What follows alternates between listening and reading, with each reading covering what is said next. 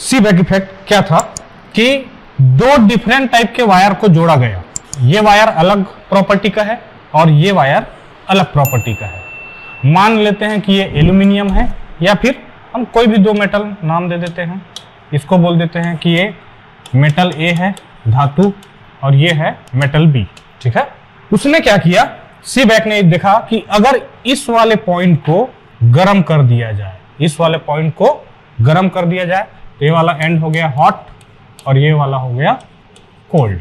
ठीक, तो हॉट से कोल्ड के तरफ इलेक्ट्रॉन का फ्लो क्या हो गया, चालू हो गया।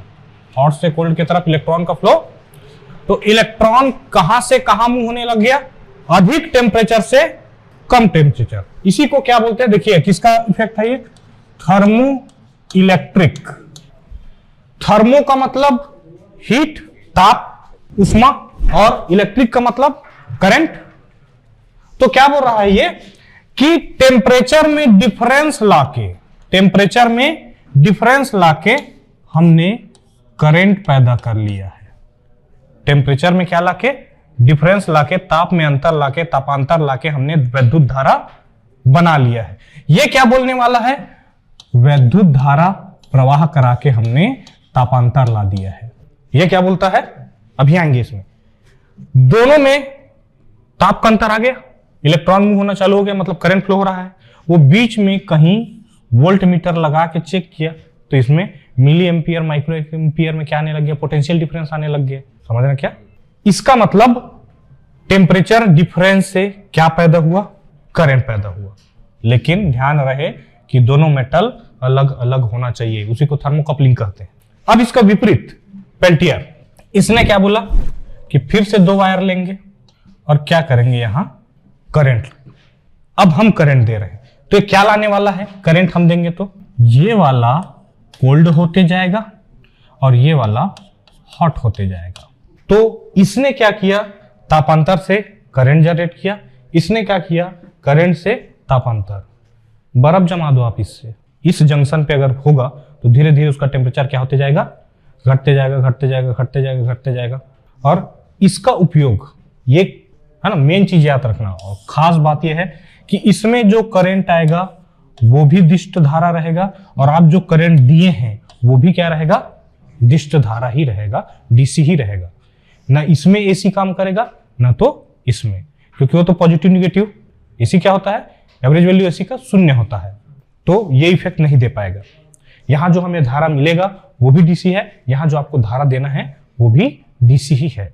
लेकिन आप बैटरी के टर्मिनल को बदल देते, जो प्लस है उसको माइनस, जो माइनस है उसको प्लस, तो जो हॉट था वो कोल्ड हो जाएगा, जो कोल्ड है वो हॉट हो जाएगा। ठीक, बढ़े आगे। एक और चीज जो आपको पूछ सकता है वो है ट्रिपल पॉइंट ऑफ वाटर, जल का त्रिक बिंदु। एक ऐसा टेम्परेचर और प्रेशर होता है जिस पर वाटर जो है, जल है, अपने तीनों रूप में साम्यावस्था में पाए जाते हैं। तीनों रूप मतलब बर्फ भी रहेगा, द्रव भी रहेगा और गैस भी रहेगा, उसको बोलते हैं। और वो टेम्परेचर और प्रेशर को याद रखना है आपको। ट्रिपल पॉइंट के लिए जो टेम्परेचर है 273.16 केल्विन, या फिर आप कह सकते हैं 0.01 डिग्री सेल्सियस, और प्रेशर कितना रहेगा 0.46 सेंटीमीटर ऑफ Hg।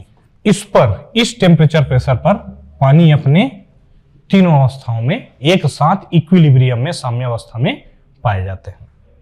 ठीक है, उसके बाद और देख लेते हैं आपका किरचॉफ्स लॉ, है ना। किरचॉफ्स लॉ ये क्या बोलता है, किसी भी वस्तु का एक तो होता है उत्सर्जन शक्ति और एक होता है अवशोषण शक्ति, एमिसिव पावर, एब्जॉर्प्टिव पावर। तो बोलता है किसी दिए गए तरंग दैर्घ्य के लिए उत्सर्जन शक्ति जो होता है बटे अवशोषण शक्ति जो होता है वो एक नियत राशि होता है, नियतांक होता है, कांस्टेंट होता है। और यही नियत राशि बराबर होता है पूर्ण कृष्णिका के उत्सर्जन शक्ति के बराबर।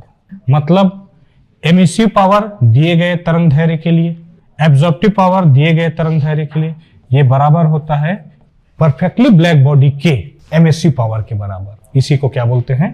किरचॉफ का नियम बोलते हैं। ठीक है, ये नियम क्या बोलता है? किसी भी, ये है black body, perfectly black body, इसका सरफेस का टेम्परेचर जो है सपोज T है ना, सतह का ताप क्या है? T है।